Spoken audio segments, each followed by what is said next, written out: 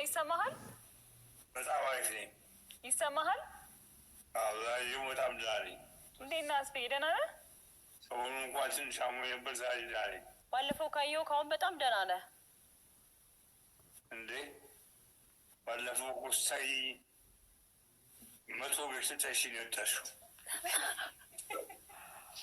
ደህና ነሽ? ደህና ነኝ አስፍዬ፣ አንተ ደህና ነህ? አለሁልሽ አለሁልህ። ይኸውልህ አካፍያቸዋለሁ ለሁሉም። ለሉላም ነግሬያታለሁ። ሉላም ይኸው ንገሪው። አልደረሰኝም አስፍዬ። ደርሶኛል አስፍዬ፣ አመሰግናለሁ። አንቺ በጄቼ ለምደርስሽ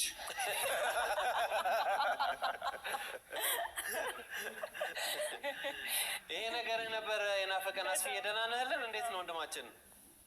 በጣም ናፍቃችሁ እያሉ በእውነት በጣም እኛም በጣም ናፍቀህናል አስፍዬ። በጣም ስላየን ደስ ብሎናል።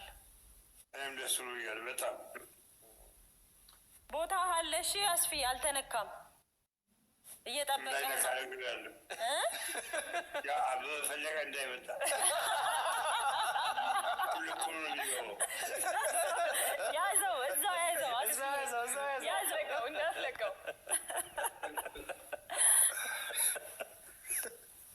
አስፍዬ ይሄ ጨዋታ ነበር በጣም የናፈቀን። በጣም ብዙ ሰዎች በኮሜንት ላይ አስፋዊታል ይላሉ፣ እንዴት ነው ይሉናል። ቢሮም እየመጡ ይጠይቁናል። እኛም በግል ስልካችን ይደውላሉ።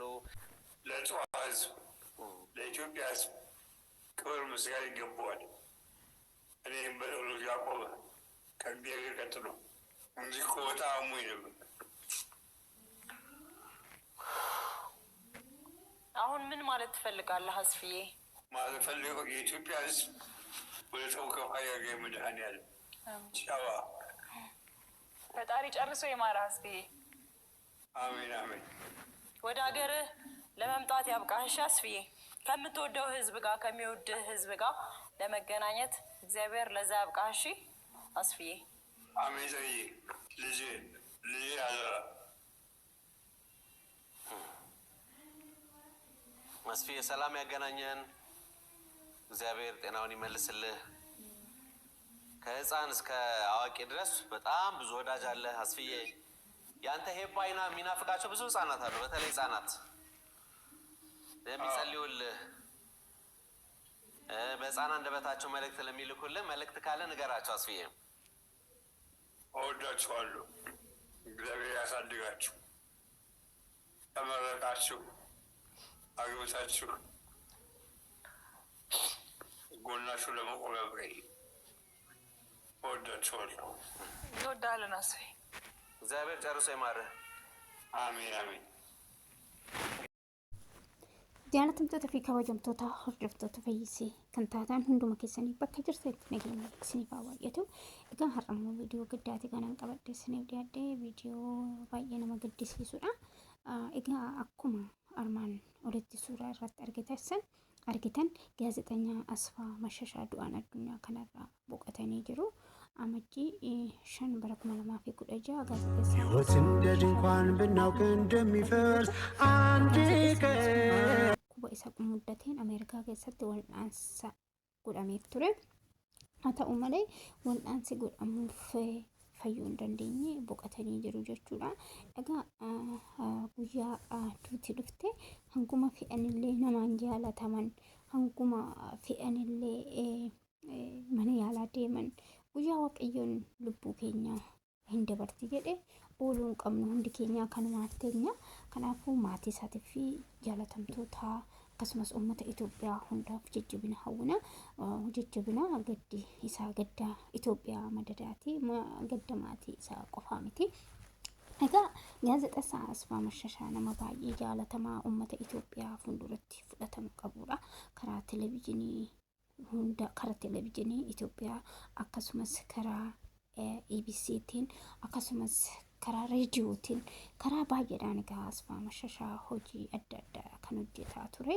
Egaa uummata Itoophiyaa hunda duratti sabaan amantaadhaan osoo hin qoodin uummata Itoophiyaa saba bal'aa fuulduratti jaalatamaa fi kabajamaa kan ta'e Asfaa Mashashaa du'aan addunyaa kanarraa boqochuun har'a guyyaa gadda Itoophiyaa hundaati jechuun ni danda'ama. Egaa gaazexeessaa Asfaa Mashashaa hojiiwwan gaarii hojjechaa ture miidiyaa hawaasaa kana irratti.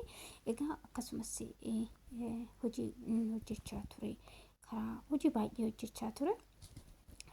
Haa ta'u malee jechuudha seenaa Asfaa Mashashaa keessatti seenaan ani hin daganne jechuudha. Waan baay'ee hojjete kaa seenaa tokko qofa hojjete jechuu hin dagannu waan baay'ee hojjete. Egaa wanti ani yeroo hunda baay'ee yaadadhu dhugaa dubbachuudhaaf nama baay'ee Itoophiyaa miidiyaa kanarratti nama baay'ee jaalatamaadha.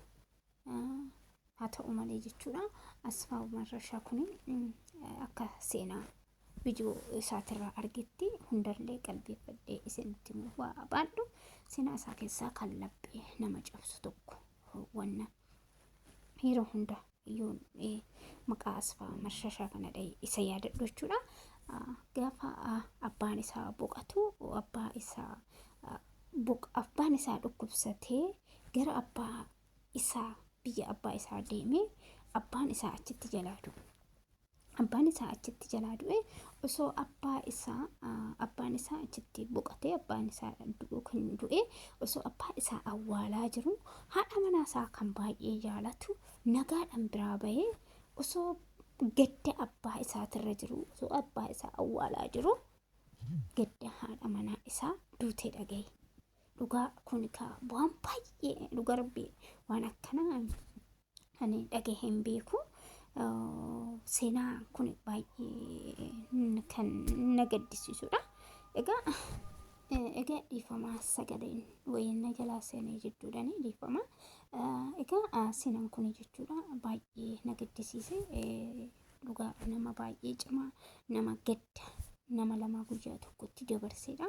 Dhugaa dubbachuudhaaf Asfaa'uu nama baay'ee beekamaadha miidiyaa kanarratti karaa gaazexeessaatiin akkasumas karaa televezyiiniitiin akkasumas karaa reediyootiin namoonni baay'een xiqqaarraa guddaatti kan isa hordofu akkasumas namoota dhukkubsatanii namoota rakkatan faana kan rakkatu namoota bo'aa faana kan bo'oodha. Egaa EBS irratti yeroo hunda ilaalta yoo ta'e nama rakkatee dhaqu faana kan bo'oodha. Rakkoo nama hundatti kan wajjin rakkatudha.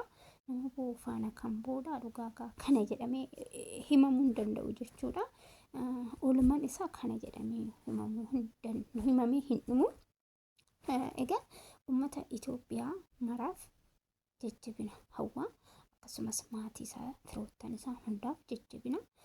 Dhugaa maatii isaa qofa osoo hin ta'in Asfaa Mashashaa uummata Itoophiyaa hunda jalaa du'e uummata Itoophiyaa hundaaf jajjabina hawwina jechuudha.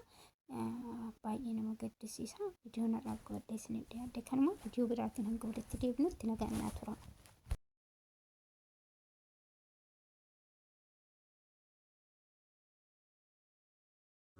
ሕይወት እንደ ድንኳን ብናውቅ እንደሚፈርስ አንድ ቀን ቀድመውኛ ሞት የሚሞት ነበር ሳይቀድመውኛ